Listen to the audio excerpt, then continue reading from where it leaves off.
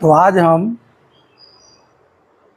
पतंजलि योग के समाधि पाद के सूत्रा नंबर 24 का व्याख्या करने की कोशिश करूंगा, जो इस प्रकार है।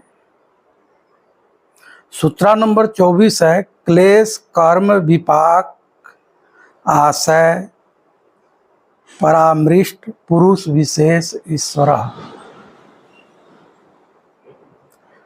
तो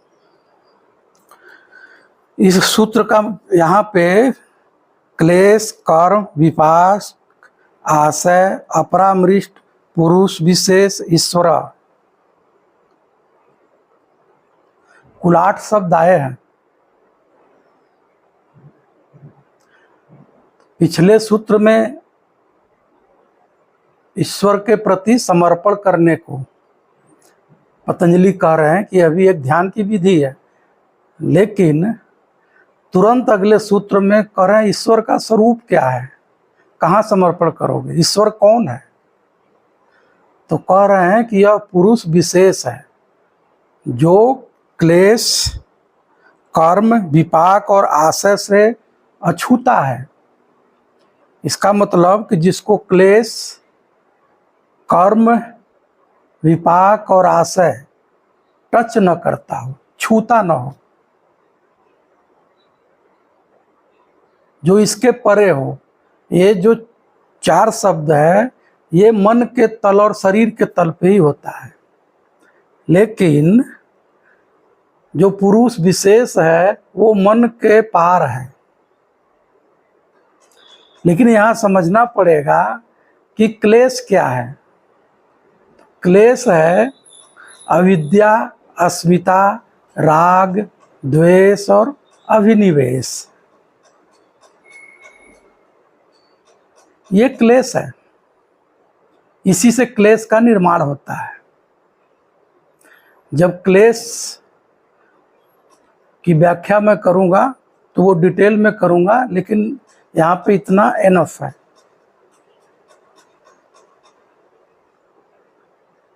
फिर दूसरा है कर्म।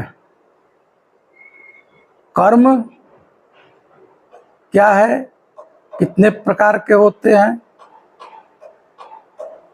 तो मुख्यतः हम देखते हैं जो कर्म है पाप कर्म, पुष्प कर्म, पाप पुष्प कर्म, मिश्रित कर्म की बातें आती है, और भी कर्म बना सकते हैं।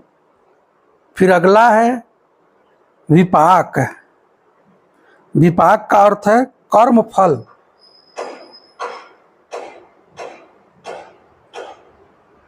फिर चौथा है आशय।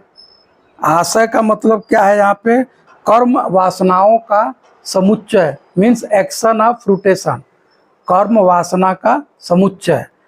तो क्लेश जब होगा, जब आप होश में नहीं होते हो, अविद्या की स्थिति होती है, आप अवेयर नहीं होते हो, तो क्लेश का निर्माण होता है।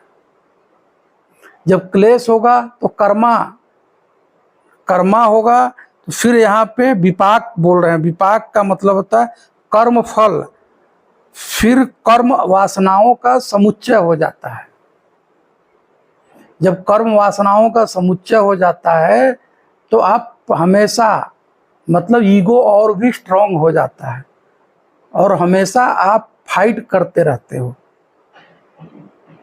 हमेशा आप लड़ते रहते हो। अटैचमेंट वहाँ पे बन जाता है ज़्यादा से ज़्यादा।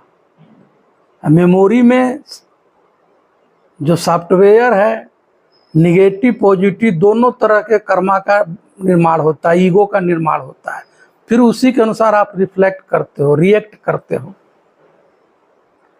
लेकिन मुख्य जो बात यहाँ पे ये है कि वह ईश्वर कैसा है, पुरुष विशेष है। ईश्वर कोई रूलर नहीं है।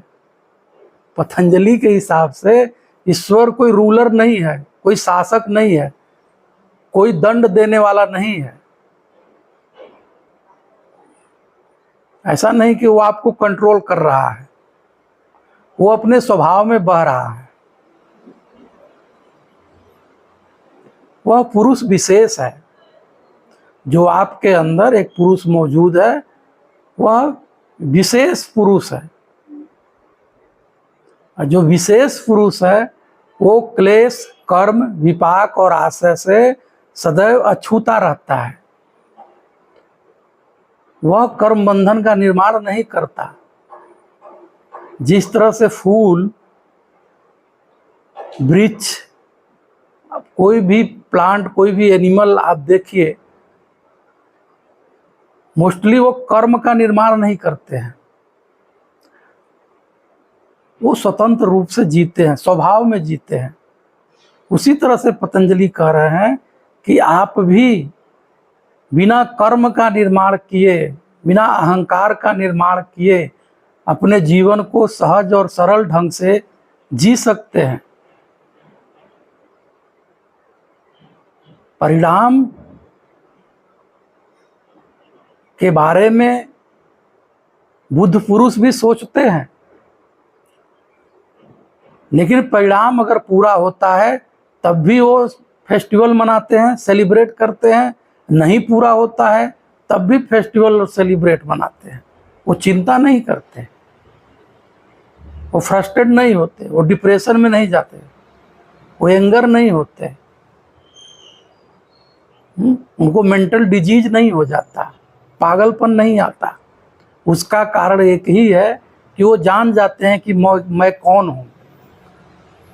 तो स्वभाव में जीने वाला व्यक्ति जो जीता है वह पुरुष विशेष ही हो जाता है।